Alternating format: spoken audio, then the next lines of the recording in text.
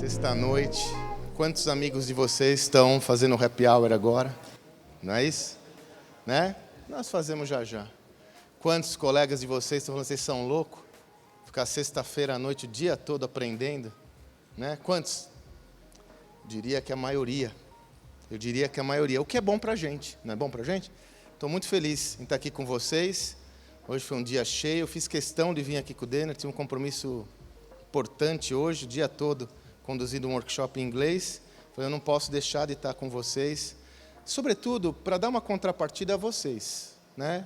Além da minha contrapartida aqui, do carinho que eu tenho pela V4, a vocês que estão aqui. Quem tem, vocês já pararam para pensar isso? Quem tem o privilégio de ter gente que para escutar alguém? Quem tem esse privilégio? Eu me sinto um privilegiado, então eu me comprometo em dar a contrapartida que vocês merecem, que é o meu conhecimento, a minha energia aqui. E hoje eu escolhi para falar com vocês, para falar sobre vocês, para provocar vocês com essa questão. A gente está preparado para o amanhã? E eu sempre digo que esse amanhã é uma metáfora, minha gente. O amanhã já é hoje, o amanhã é ontem. O mundo está mudando com uma velocidade dramática. E essa questão é a questão que me mobiliza hoje. Essa questão é tão forte para mim, que eu resolvi sair de uma das coisas mais legais que eu já fiz na minha vida, para me dedicar exclusivamente a compartilhar conhecimento.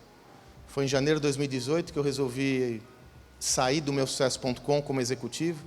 Uma posição hiper confortável, trabalhando com o Flávio Augusto, num momento hiper confortável. O Flávio tinha comprado o WhatsApp de volta, um grupo bombando, como está bombando até hoje. Né? Mas essa questão falou tão alto para mim, que eu falei, cara, é isso que eu quero fazer, é estudar e compartilhar conhecimento sobre isso. Como nada a gente pode fazer meia bomba, né, pessoal? Nada a gente pode fazer meia boca. Para mim ficou muito claro que ou eu me envolvia de corpo e alma, como eu sempre me envolvi nas minhas atividades, com isso, ou então eu não estaria sendo sincero comigo mesmo. Então eu tive. É difícil, né? Eu sou um dos fundadores do meu sucesso.com. Eu fiz aquilo lá, né? Quer dizer, toda a estrutura foi com muita dor no coração, mas com a convicção de que esse é o caminho. Por quê eu tomei essa decisão? Porque realmente, minha gente, a gente está num mundo de intensas transformações e nós temos que nos preparar para elas. Ao longo de toda a minha trajetória aí, né, como o Daniel disse, como educador, esse é um dos chapéus que eu uso, eu sou um vendedor. Eu digo sempre que eu tenho duas paixões. Uma é vendas. Comecei minha carreira com 18 anos de idade vendendo amendoim na periferia de São Paulo para depósitos atacadistas. E de lá para cá eu me apaixonei por vendas. E dos meus 30 anos, mais de 30 anos, lá se vão 32 anos como executivo, mais de 30 eu atuei com vendas, mais de 26 como líder de equipe comercial. Eu digo que lá na minha casa até o cachorro eu tenho que mandar, porque eu só me acostumei a mandar. Só fui líder, só fui gerente, diretor comercial, CEO, enfim. A minha paixão é vendas. Eu assim, brilho os olhos quando eu consigo convencer alguém com argumentos sólidos. Agora, a minha outra paixão é educação. Eu tive a felicidade de trabalhar na principal empresa de educação executiva do Brasil durante quase 10 anos, na HSM. Lá eu interagi com os principais pensadores do mundo da gestão, Philip Kotler, Michael Porter, Jack Welch, toda essa turma que eu pagava um pau quando eu era aluno. Eu não só tive com esses caras vendo palestras, mas eu conversei com esses caras. O meu primeiro livro, que é esse daqui, que é sobre vendas, o Vendas 3.0, que já lancei há 15 anos, quem quiser inclusive entrar no meu site, está de graça, eu estou oferecendo gratuitamente o PDF dele, porque ele não tem mais edição. Eu tenho um endorsement no meu livro de Philip Kotler. O Kotler escreveu no meu livro, vocês veem lá, esse é um daqueles livros que nos fazem pensar. Gente, rapidão. A questão de 3, 4 anos, eu sou um bocó, eu divido pouco algumas coisas. A questão de 4 anos, eu sempre pesquiso o que estão escrevendo sobre mim. Não mais, 5, 6 anos. Eu sempre pesquiso o que estão escrevendo sobre mim. Eu tenho até um alerta do Google lá, que fala quando falam de mim. Aí eu entrei no SlideShare, fui lá, Sandro Magaldi, né, meu? Eu vi uma apresentação em inglês, com o meu nome. Eu falei, caraca, mano. Fui ver isso, cara, eu juro por Deus, eu tenho esse slide, né? E eu nunca postei. Era o Philip Kotler, numa apresentação na República Dominicana, onde ele usava um slide do Marketing 3.0, que é um livro famoso do Kotler, e dentro do Marketing 3.0 ele falava sobre vendas nessa nova geração, usando um slide com o meu modelo de vendas, e dando crédito para mim, Philip Kotler. Quem estudou marketing sabe quem é o Kotler. Então eu tive essa oportunidade, e me apaixonei por educação e conhecimento. De lá para cá eu já lancei 5 livros de negócio, né? Esse daqui que eu lancei logo quando eu saí do meu sucesso, né, que é o Gestão do Amanhã. Mas hoje o Gestão do Amanhã está indo para a 10ª edição. Eu vou fazer agora uma edição, a editora está fazendo uma edição comemorativa agora, vai ser, caminha para ser o livro de hard management mais vendido da história do Brasil. Por que tudo isso, gente? Trabalho forte. E aí, sobretudo, essa coisa de aprender sempre. E por que eu digo que a gente tem que estar justamente nesse nível, catalisando tudo isso? Meu mais recente livro é o Novo Código da Cultura, aliás, que eu falo de cultura organizacional. Nós vivemos numa era hoje, muitas vezes nós não percebemos, porque nós estamos muito envolvidos com a nossa prática, mas em nenhum momento da história da humanidade houve tantas e tão intensas mudanças. Essa história de que nós estamos mudando não é papo de palestrante, não é papo para vender livro. A sociedade está mudando dramaticamente. E eu tenho uma notícia para vocês. O processo de mudança só está começando. E sabe por quê? Porque a sociedade está mudando. E como tal, ela impacta no mundo dos negócios, impacta nas nossas práticas. A tecnologia virou de avesso a nossa vida. Essa é a realidade. Hoje nós não vivemos mais como antigamente. Ponto. Nós não aprendemos mais como antigamente, nós não consumimos entretenimento como antigamente, nós não consumimos, nós não utilizamos serviços de saúde, tudo mudou, em pouco tempo, em pouquíssimo tempo, como eu vou demonstrar para vocês. Nós estamos diante de um mundo novo, alguns chamam esse mundo do mundo VUCA, talvez vocês já tenham ouvido falar nesse acrônimo, ele é volátil, ambíguo, complexo e incerto, né, o mundo VUCA. Outros, como Klaus Schwab, fundador do Fórum Econômico Mundial, de Davos, cunhou o termo a 4ª Revolução Industrial, a mais intensa de todas as que o homem já passou. Alguns historiadores falam, cara, daqui a 10 anos nós vamos olhar, só 10 anos nós vamos olhar para trás e falar, como aquela turma conseguiu passar por aquele contexto. Da mesma forma que hoje nós falamos da Revolução Industrial, da Revolução Francesa. Esse é o nosso mundo. O que é fantástico, isso me fascina. Porém, envolve riscos. A Singularity University inegavelmente foi uma das primeiras instituições a enunciar educação e conhecimento sobre esse novo mundo. Ela é lá do Vale do Silício, né? Os professores Ray Kurzweil, Salim Ismail, recomendo muito o livro Organizações Exponenciais, depois de vocês lerem o Gestão do Amanhã, evidentemente, né? Peter Diamandis, há 10 anos atrás, eles já enunciaram uma realidade. A velocidade da tecnologia está ultrapassando o nosso nível de consciência. O que eu quero dizer? Nós, como seres humanos, não estamos entendendo, não estamos processados, não fomos formados para entender tudo o que está acontecendo no mundo atualmente. Nós não estamos preparados para processar o chamado crescimento exponencial. Eu creio que vocês já viram esse gráfico, ele não é novo, mas eu ainda não encontrei nenhuma representação gráfica melhor para essa demonstração. Ali está com algum problema na tela, mas eu explico para vocês o que ele representa. Imagine que um gráfico onde você tem na vertical o avanço tecnológico. E na horizontal, aqui onde não aparece, o tempo. Como o avanço tecnológico evolui com o tempo.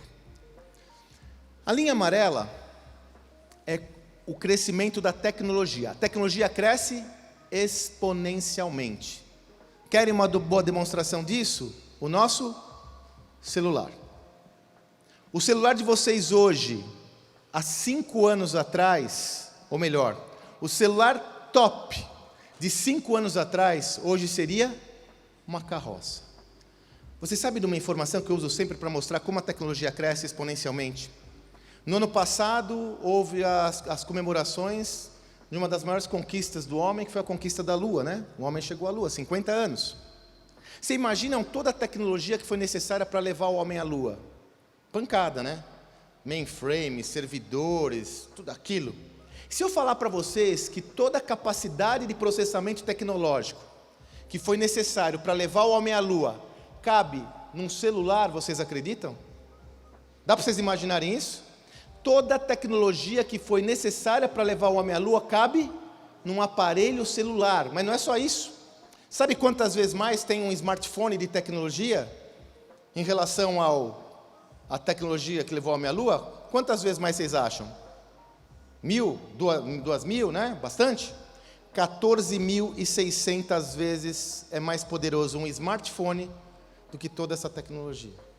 Por isso que a tecnologia ela cresce exponencialmente, em progressão geométrica. Na linha que não dá para a gente ver, mas eu explico para vocês, é como cresce o nosso sistema de pensamentos. Enquanto a tecnologia cresce exponencialmente, numa curva ascendente, o nosso sistema de pensamentos cresce linearmente. Em dado momento, que é o momento que a gente passa agora, que não dá para a gente olhar ali, mas é mais ou menos aqui, ó. Em dado momento, a capacidade, nosso pensamento vai ser ultrapassado pelo avanço tecnológico. É o que está acontecendo agora. Atualmente, a capacidade da tecnologia é muito maior do que nossa do ser humano. Vocês concordam? Capacidade de processar informações, de processar dados. A máquina é muito melhor do que nós.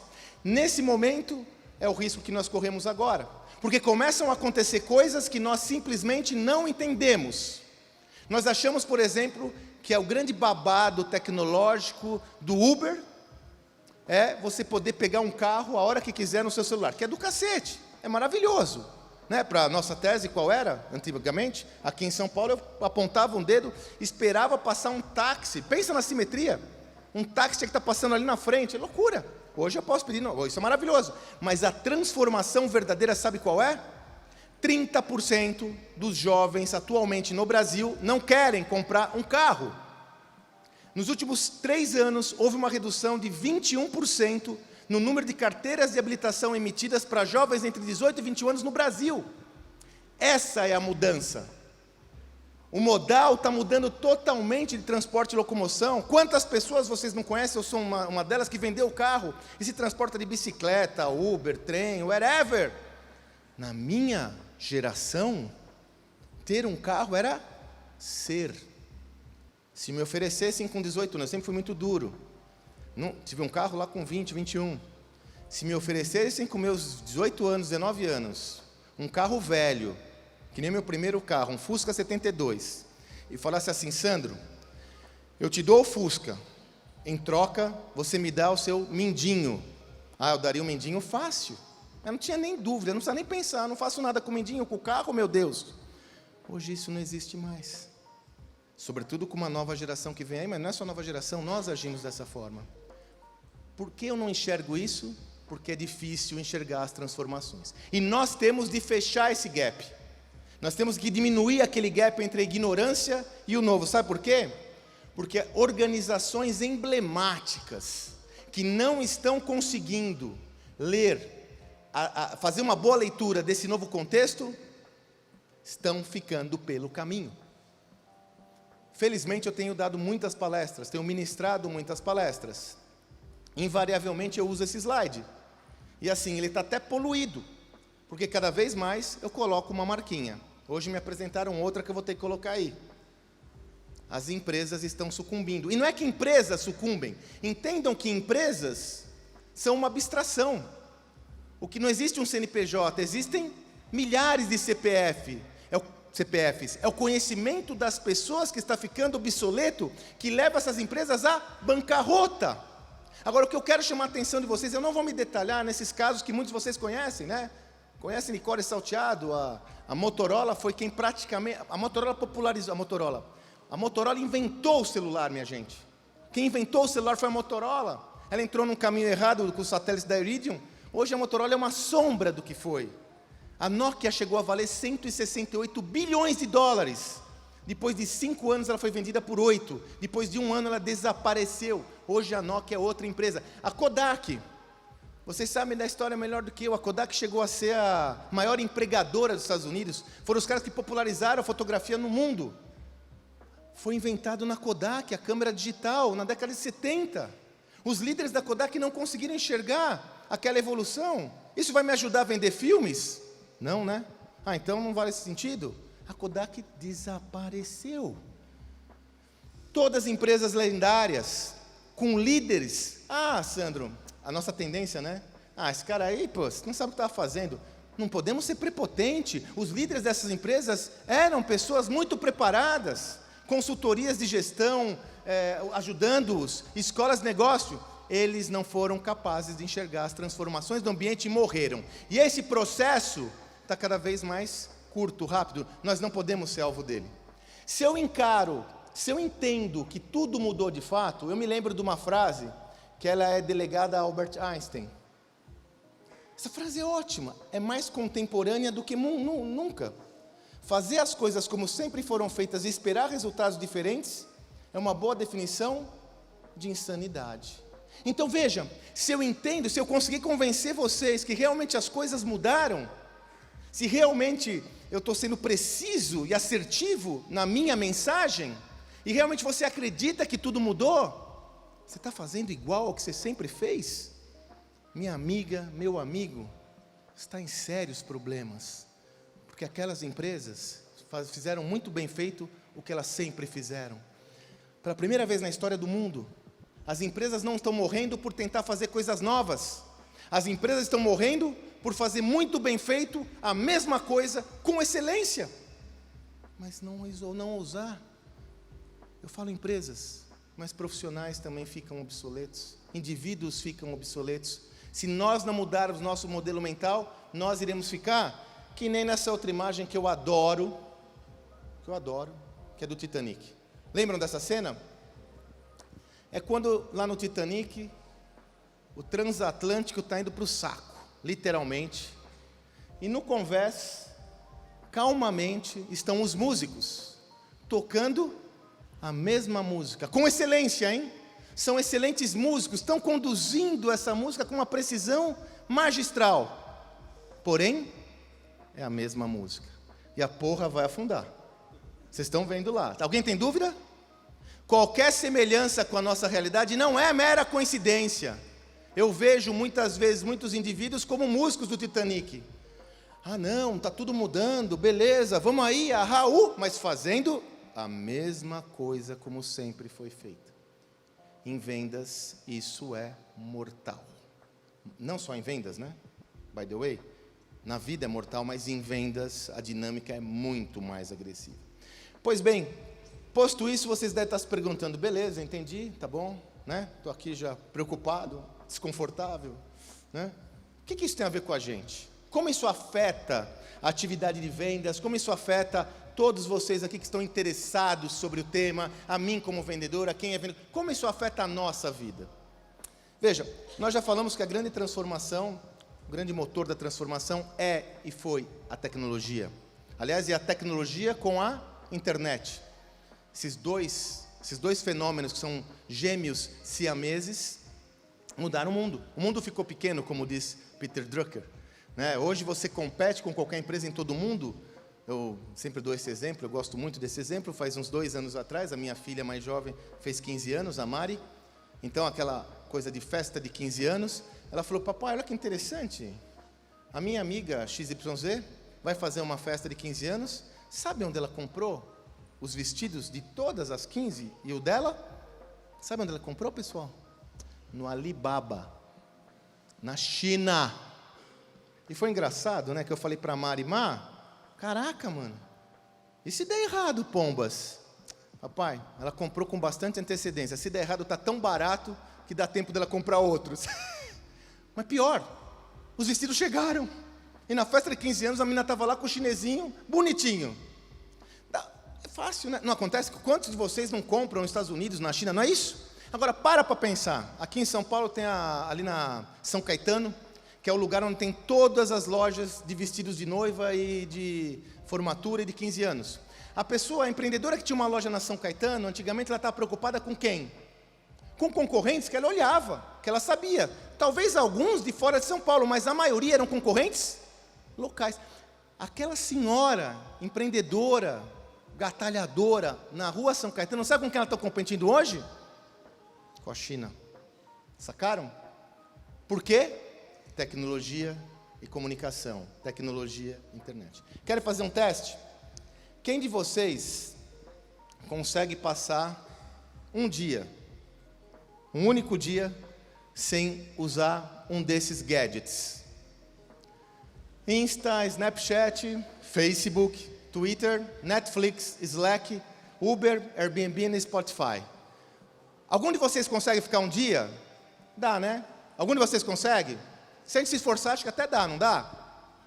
Agora eu vou dificultar para vocês. Cadê? E com esse daqui? Dá? Dá? Sério mesmo, dá para a gente ficar um dia sequer sem usar uma parada daquelas? E se eu falar para vocês que há 10 anos isso daqui não existia? Se eu falar para vocês que há 10 anos, quando eu era vendedor, há 10 anos eu estava onde? 10 anos eu já estava na HSM. Mas há 20 anos, quando eu vendia anúncios classificados na Folha de São Paulo, eu saía para vender anúncio, voltava, chegava no escritório, aquele calhamaço de recado. Eu tinha que ficar ligando e retornando a ligação para os clientes, não conseguia dar conta de tudo, dava no outro dia. Imagina, o cliente me ligou de manhã, eu só vou retornar para ele a outra manhã. Dá para vocês imaginarem isso hoje? O cara te manda um WhatsApp, se em 15 minutos você não responde, ele fala, e aí? É ou não é? Isso mudou totalmente a relação de vendas. Qual que é o efeito disso tudo para a gente? Aí eu estou falando da gente, nós vendedores. Empresas, empreendedores e vendedores. Qual que é o efeito disso tudo para nós, minha gente? Vamos pensar o nosso cliente. Nosso cliente ficou o quê? Como ficou o nosso cliente hoje? Nosso cliente hoje é muito mais informado. Estamos juntos? Pô, ele tem a informação no celular dele, num clique. Sei lá, não sei o que vocês vendem. Imagina que vocês estão num negócio de consultoria, de estratégia. Se você fala alguma coisa, ele na hora ele fala, que nem dá aula, né? Da aula antes era uma maravilha. Eu era um professor de aula, 18 anos na SPM. Dava aula, pô, se eu falasse uma tese, até o cara que está me ouvindo ver se a tese que eu falei faz sentido ou não. Porra, hoje em dia o cara está com o celular, você falou a tese, ele já olha e fala, meu, não é isso não. É a mesma coisa nós, com os nossos clientes, estamos juntos? Muito mais informado, mas não é só mais informado. O mais importante não é só ser mais informado. Você pode ser um cara bem informado, uma mulher bem informada, mas se você não tiver opções, você não tem poder. É aí que a porca torce o rabo. Hoje o nosso cliente tem informação e opções. Estamos juntos? É ou não é? Por isso que ele nos pressiona. Isso acontece pela primeira vez na história da humanidade, minha gente. Desde a Revolução Industrial. Olha só, nós não percebemos isso. Mas desde a Revolução Industrial até os anos 2000, quem tinha mais poder de barganha na relação era quem? Vendia. Se você fosse um corretor de imóveis, aqui de um produto no Morumbi, e chegasse um cliente para sentar com você, você era a dona do pedaço. Olha, aqui é assim, o metro quadrado é esse, o metro quadrado é aquele. Você sabia tudo. Tinha pouca concorrência ainda.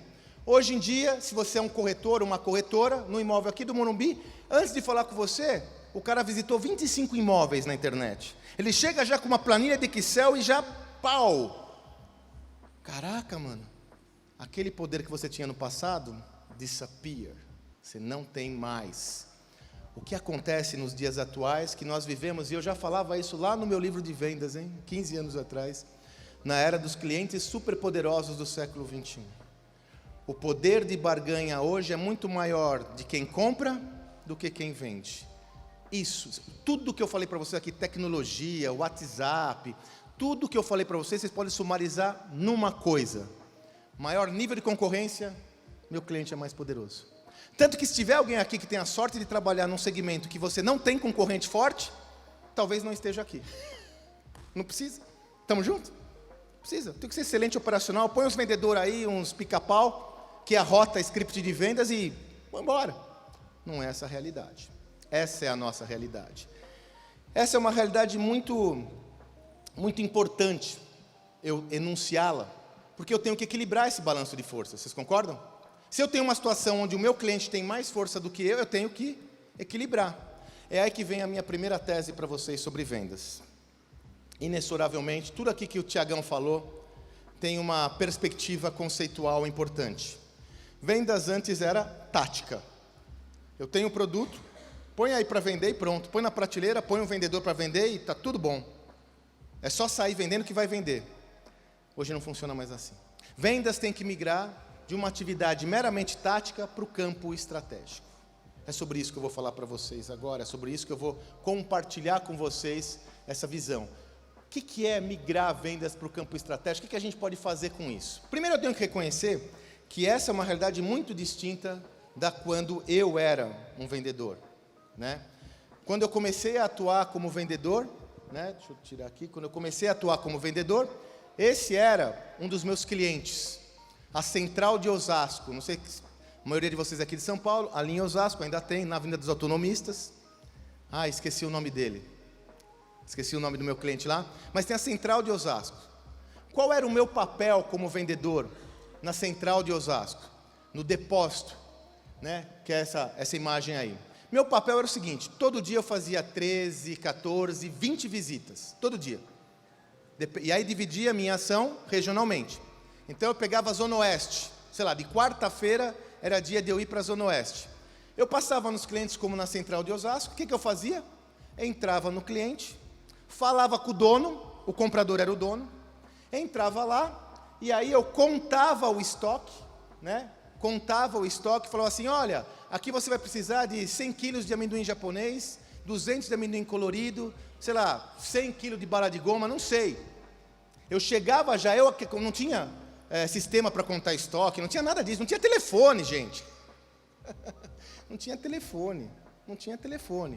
Eu fazia tudo isso, né, ia lá no depósito, chegava para o meu cliente, falava: ó, fulano, está aqui o que você tem no estoque. E eu te fazia o quê? Eu era o quê, minha gente? Tirador de pedido. Vamos entender que como tirador de pedido, eu criava valor ao meu cliente. Porque nessa época, como eu disse, não tinha telefone, não tinha comunicação. Os clientes precisavam de um agente que fosse lá só para comunicar valor. É o caixeiro viajante, lembra o seu que quer? A minha função básica era ser um comunicador de valor.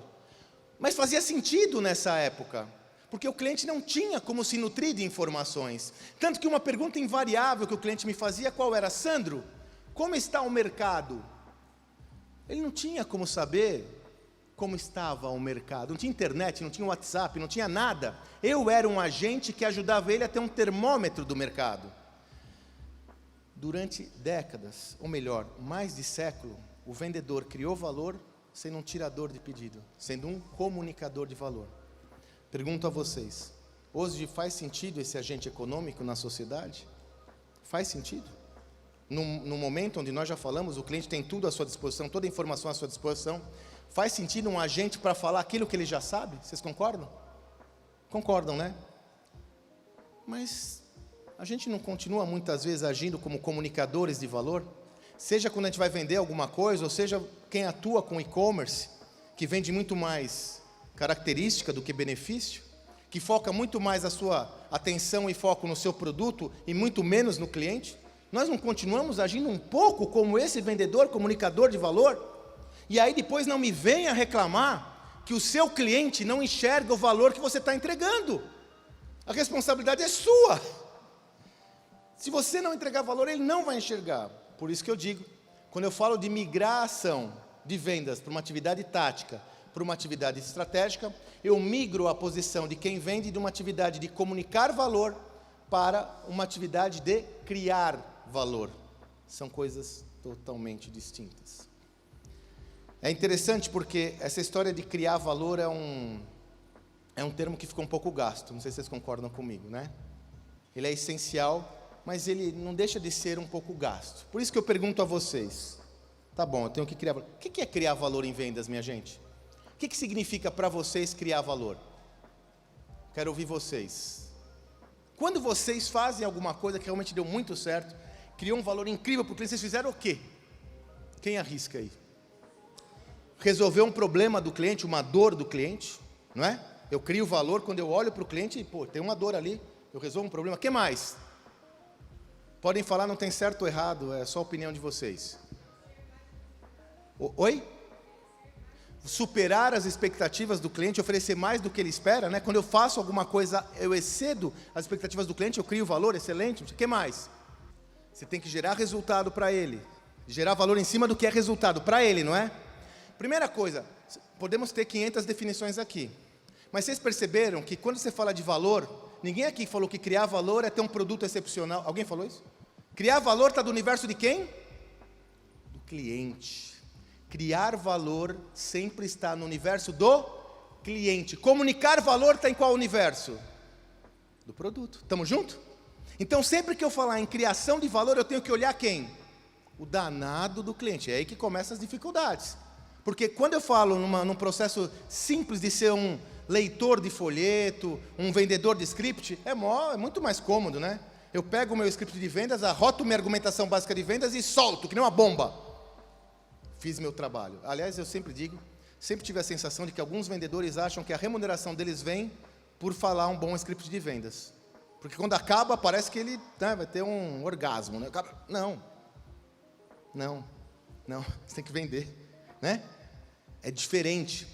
Eu tenho o controle, a falsa sensação de controle, quando eu estou comunicando algo que está no meu domínio.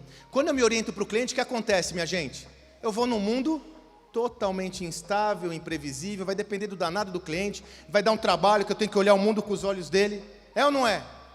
Valor pertence ao mundo do cliente. Se você quer criar valor, você tem que mirar para aonde o cliente está mirando. Eu tenho uma definição minha muito particular, que tem muito a ver com o que vocês falaram. Resultado, expectativa, resolver problema. Que criar valor é eu conseguir, de alguma forma, contribuir para que o cliente tenha sucesso. Em qualquer negócio, pode ser vendendo um carro, pode ser vendendo um sistema tecnológico avançado, pode ser vendendo uma consultoria, pode ser vendendo uma cama. Eu crio valor quando eu consigo ajudar o cliente a ser bem-sucedido. Rapidinho. Aqui tem uma questão que eu acabei de falar, eu não posso perder esse foco, que é a diferença de característica e benefício. Característica é tangível. Então, já que eu falei do corretor, né, um corretor de imóveis, quando ele vende o imóvel, ele está vendendo a metragem, a parede que não é de drywall, a área livre, ele está vendendo o quê? Característica. Quando ele vende valor? Quando ele consegue entender qual que é a demanda do cliente. Então ele consegue entender que aquele indivíduo, aquele casal, jovem casal, a mulher está grávida, é um jovem casal, eles querem comprar a casa, para dar segurança para o filho deles. Então ao invés do danado ficar vendendo 1 metro quadrado, pombas, vende segurança. Vende aquilo que o cliente almeja, aquilo que o cliente busca. Valor está para benefícios, assim como o preço está para característica. Possivelmente, quando o cliente de vocês foca exclusivamente a atenção no preço, é porque ele só está enxergando característica e não está enxergando o valor. Valor é diferente de preço, eu vou falar daqui a pouco para vocês essa tese. Eu tenho que ser capaz de ter uma organização que ajuda o cliente no seu caminho do sucesso, e para isso eu tenho que olhar o mundo com os olhos do cliente. Ponto. Não é foco no cliente, é foco no foco do cliente, é colocar o bumbum na cadeira do cliente. Aí eu vou olhar, eu vou sacar. Ele está querendo comprar um móvel que seja. Cara, ele busca conforto, né? Ele busca estar mais tranquilo, ele busca status, ele busca segurança. Não, ela está muito interessada. Por exemplo, um dia eu fui fazer um trabalho com o pessoal da área de corretores, da área imobiliária. Não, Sandro, eu vendo imóvel para investidor. Sim, você vende benefício. Para que aquela pessoa está comprando aquele imóvel para investir? Sei lá, é por causa do filho dele, do neto dele, é uma previdência privada.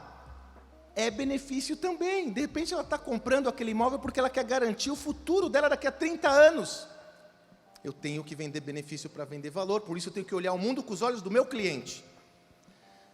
Eu não sei se vocês já fizeram esse exercício, eu quero propor agora, rapidinho, um exercício para vocês que eu faço toda hora. Imaginem, veja, existem várias definições de fluxo de compras, vários desenhos de fluxos de compras, vários desenhos de jornada de compra do cliente, várias metodologias. Eu vou pegar uma bem simples para exemplificar a minha tese para vocês. Imagine aqui um fluxo clássico, 4 etapas, 4 passos. Então, sei lá, eu tenho que trocar o meu celular. Vou falar uma compra bem simples, tá, pessoal? Só para exemplificar. Eu tenho que trocar um celular. A primeira etapa é quando eu enxergo a necessidade. Cara, meu celular está detonado, a memória foi para o saco, a bateria não está rolando, eu tenho um problema. É quando o cliente entende que ele tem um problema. Vocês vão entender porque é tão importante nós sabermos quais são as dores do cliente agora. Porque a primeira etapa, eu tenho um problema, né? Bom, tenho que trocar o celular. Eu começo a fazer, né? Segunda etapa, faço uma pesquisa.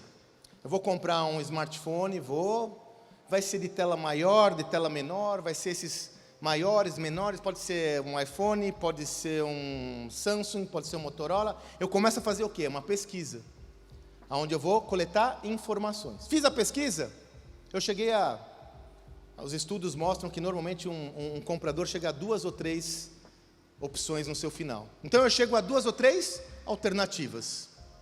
Então o que eu vou comprar mesmo pode ser um S10 ou um iPhone 10, vai ser por aqui. Analiso as 2 alternativas, escolho uma delas e só aí eu compro. Estamos juntos? Faz sentido? Pois bem, o que tem acontecido, aliás, usualmente com clientes que não têm lhe dado a devida atenção, clientes que têm realizado esse processo de uma forma mais isolada. O que acontece com isso, minha gente? Quando o cliente não dá atenção para vocês, quando o cliente não dá brecha para vocês, quando o cliente só vem negociar preço, boa. O que acontece quando o cliente só vem negociar preço com vocês? Sabe o que acontece? Sabe aquelas 3 etapinhas ali, ó? Sabe essas 3 etapas? Como ele fez aquelas 3 etapas? Exatamente. Ele fez sozinho. Isso é muito perigoso. Porque você não teve nenhuma opção ou alternativa de influenciar o processo decisório dele. Quando ele vem negociar com vocês preço, é porque ele não viu valor. Ele não viu valor porque ele fez sozinho. E quando ele fez sozinho, ele vai chegar às conclusões que ele desejar. Agora, às vezes é pior. Muitos de vocês trabalham com e-commerce, não trabalham? Pode acontecer isso daqui, não pode? Ele fazer tudo sozinho. Nem negociar preço, nem chegar na loja de vocês, nem chegar no carrinho de compras. É ou não é? Você não tem nem... Sabe o que ele está falando para vocês quando isso acontece? Cara, legal, mas não tem valor no que você oferece não. Eu faço sozinho aqui, não faz sentido. Ou então, mostra o preço aí, mostra o preço. Não é assim? Qual que é o problema nessa relação? O problema é o seguinte, minha gente. Essas 3 áreas aqui, sabe o que são essas áreas? É o que eu chamo de área de valor. O que é a última área ali, minha gente?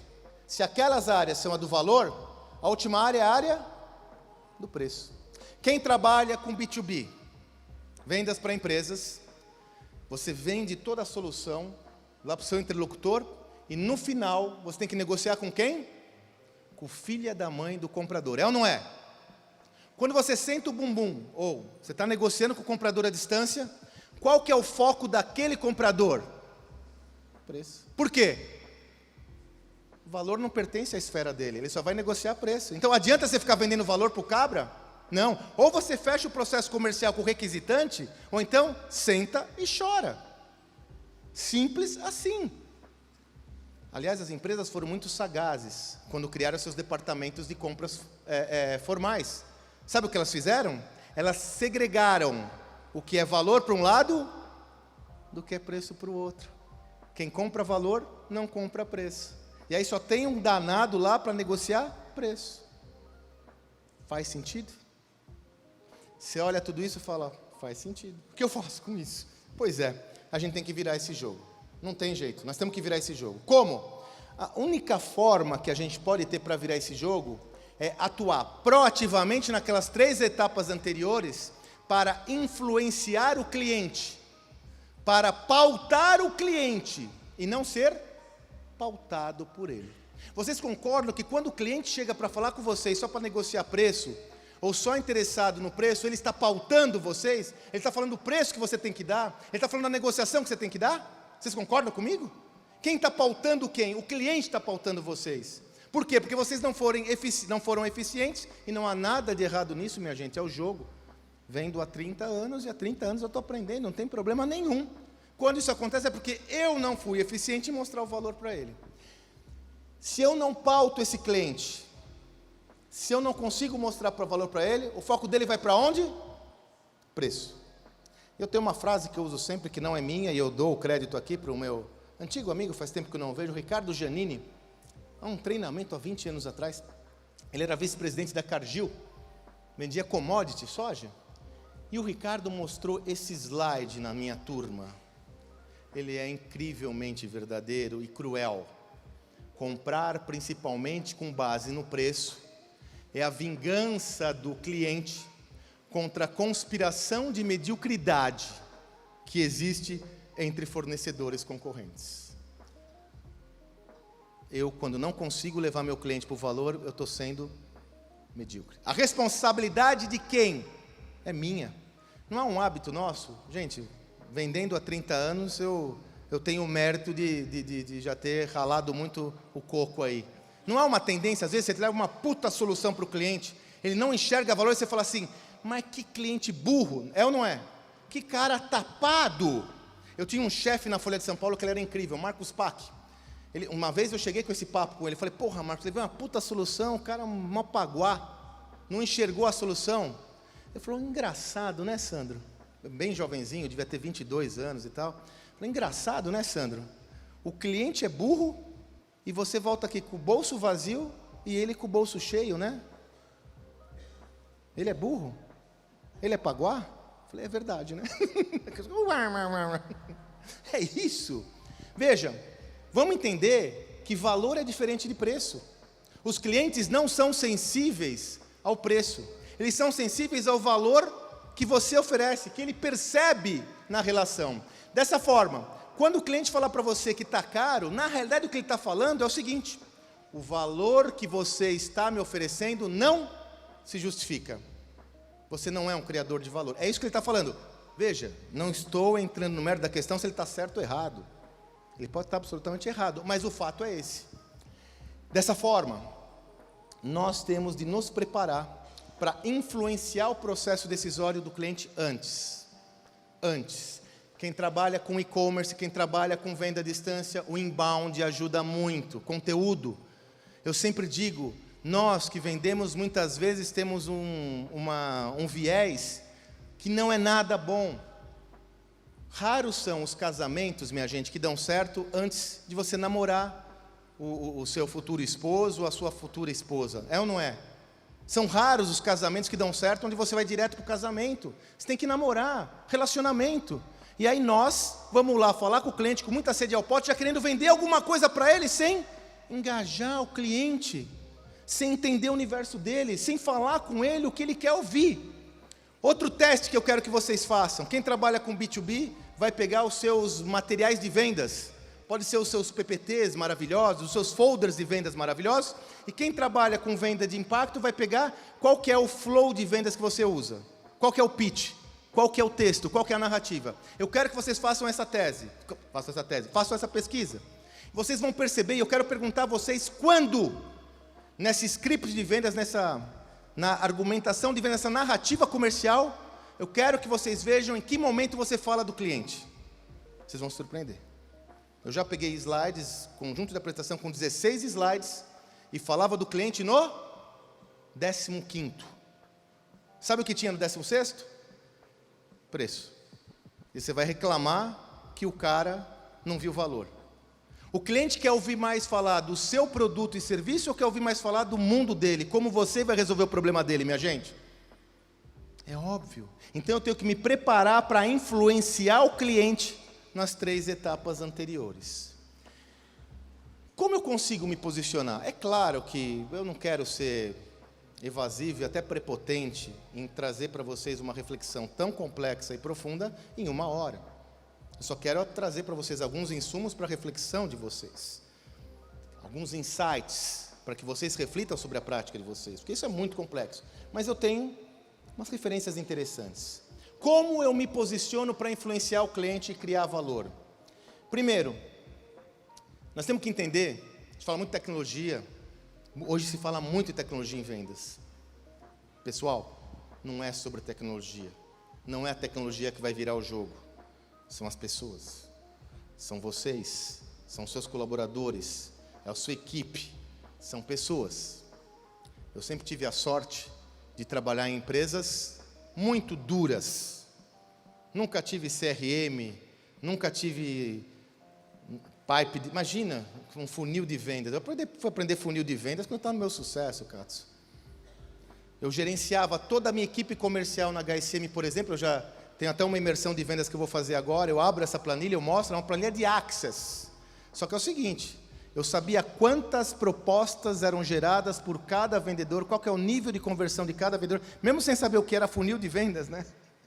A gente é velho, tinha outras palavras. Eu sabia tudo. Você podia perguntar, e aí é legal, né? Sempre, eu vi o Tiagão falando aqui sobre gestão de vendedor. Cara, fatos e dados.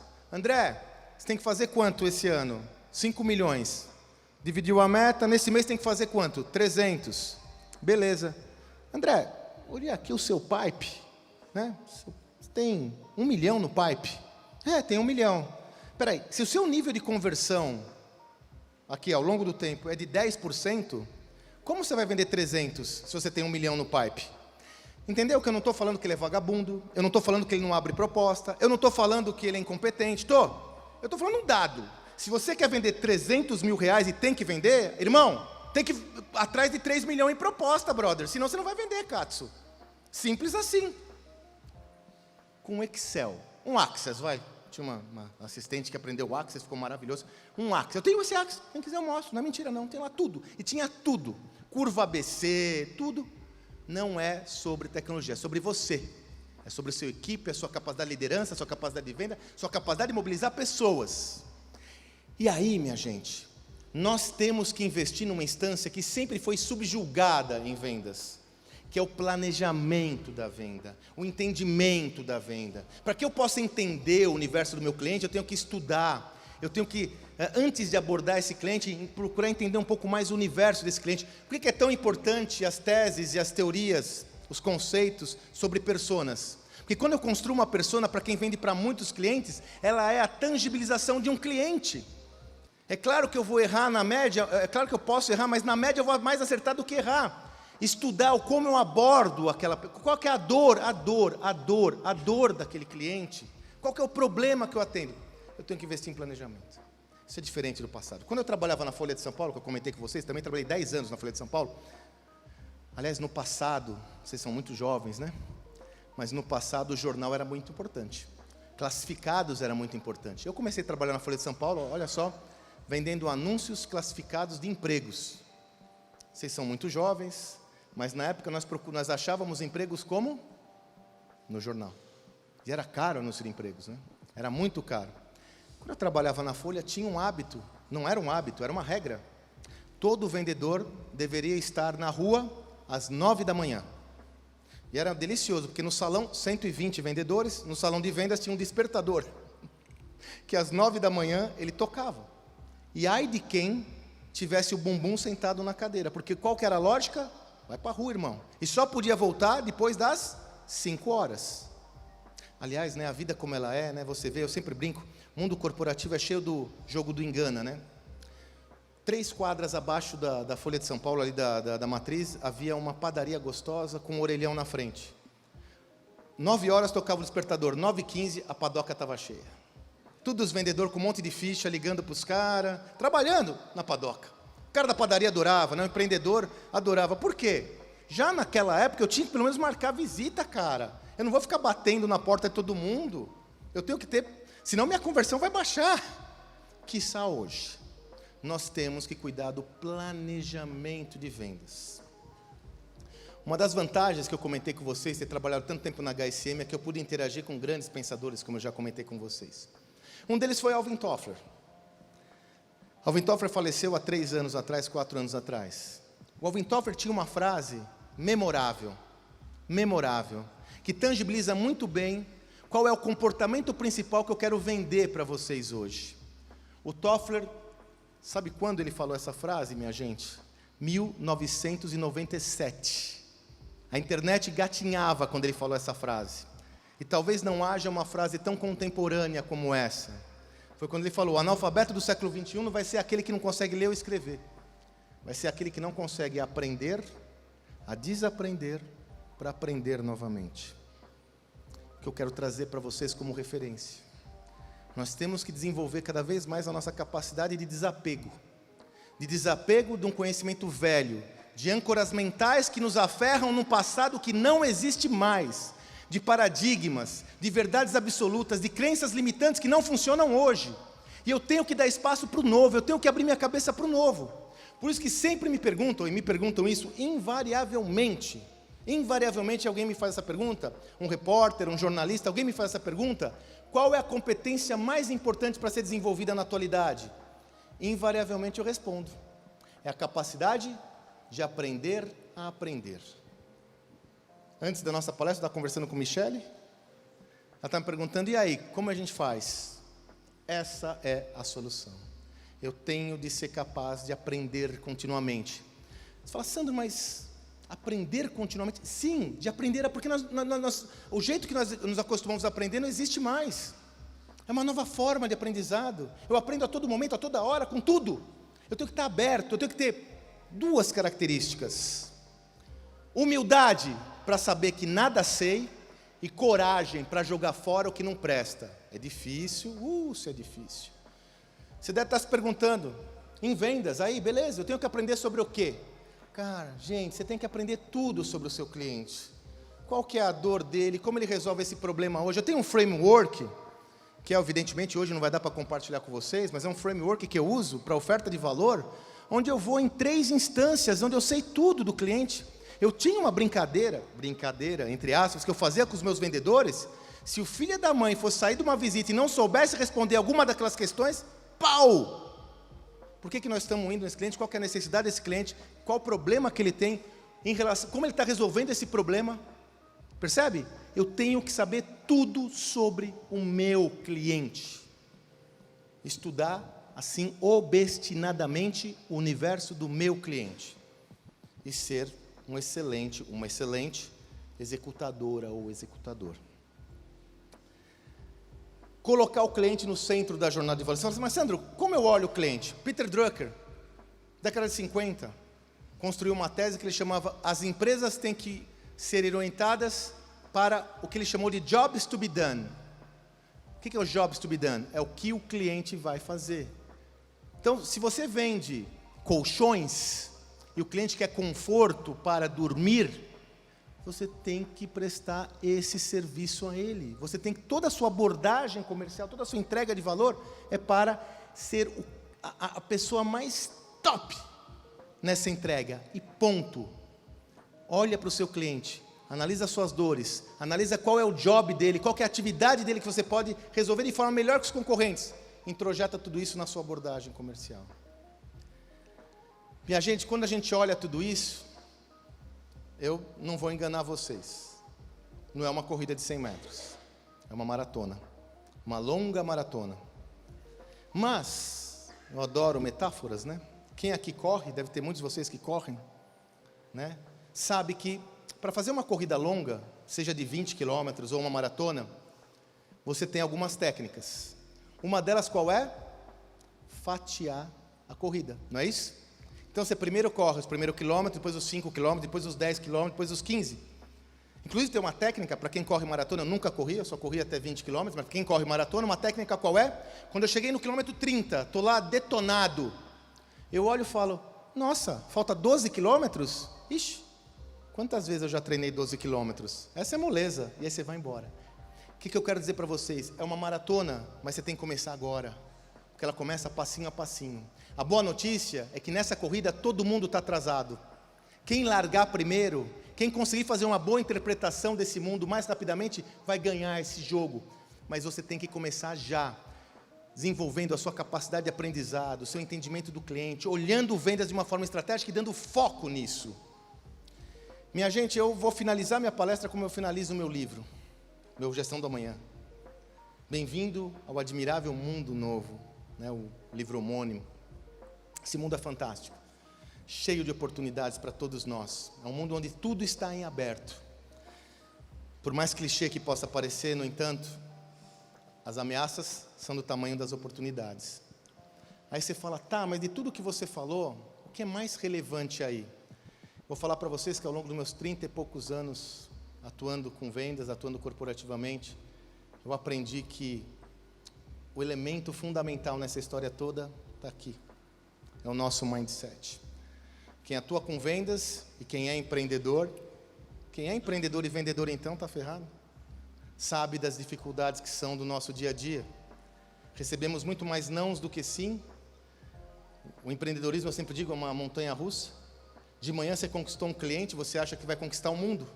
À tarde você perdeu um cliente, você acha que você vai quebrar. Não é assim? O emocional é fundamental.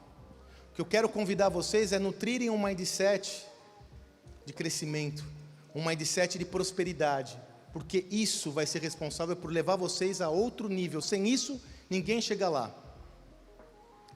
Como eu disse, eu queria finalizar o meu papo aqui hoje fazendo um agradecimento. Eu não preparei essa finalização, eu sempre preparo tudo que eu faço, minha gente, aqui não tem boi.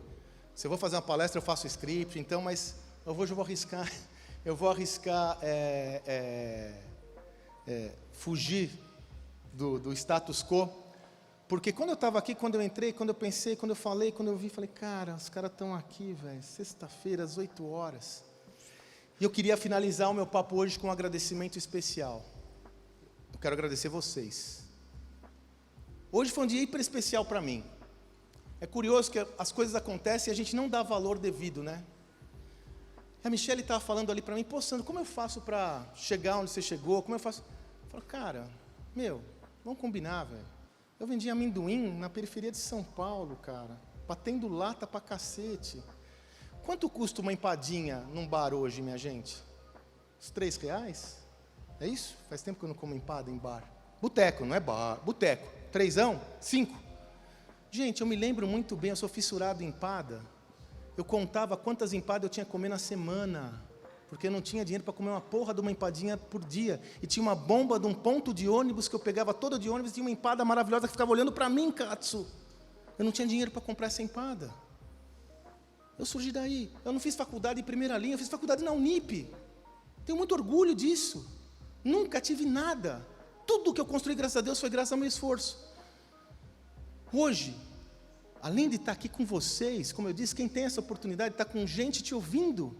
Hoje de manhã eu estava lá, fui convidado, contratado, para conduzir um workshop sobre inovação e estratégia, uma empresa global, bilionária, mais de 10 bilhões de faturamento, mais 12 bilhões de faturamento no mundo todo, fez o board meeting aqui no Brasil, com 12 vice-presidentes globais, indiano, chinês, cada um falando uma língua, todos falando inglês, né? Eles me contrataram para eu fazer uma palestra e conduzir um workshop estratégico para entender o futuro dessa empresa. Eu fiz um workshop em inglês. Eu aprendi inglês no CCA. Seu Lep, Flávio, que não me ouça, corta. Mas eu aprendi inglês e nunca fiz imersão nem nada. Por que eu digo tudo isso, minha gente? Por que eu quero agradecer vocês por fazerem parte desse dia? E o que eu quero trazer para vocês não é papo de palestrante, nada disso. Realmente essa sensação de gratidão, e eu quero que vocês levem isso com vocês. A gente pode. Você pode. É simples assim. Eu pude, porra, eu não tenho nada mais do que ninguém. Eu tenho uma convicção do poder de cada indivíduo, de cada ser humano. Então eu só estou compartilhando a minha história, não para me rejubilar, não para achar que eu sou alguém, mas para você entender que vocês podem, porra! Todo mundo pode, mas nós temos que nutrir o nosso mindset. Eu quero que vocês saiam daqui hoje, depois desse dia incrível de conhecimento, convictos que vocês são responsáveis pelo futuro de vocês e vocês podem realizar o que vocês quiserem. Essa é a minha crença absoluta. Por isso que eu fiz um negócio chamado Meu Sucesso. Acho que de tanto ver gente bem-sucedida, eu fiquei mal acostumado. Eu acredito no ser humano. Eu acredito em vocês. Minha gente, muito obrigado.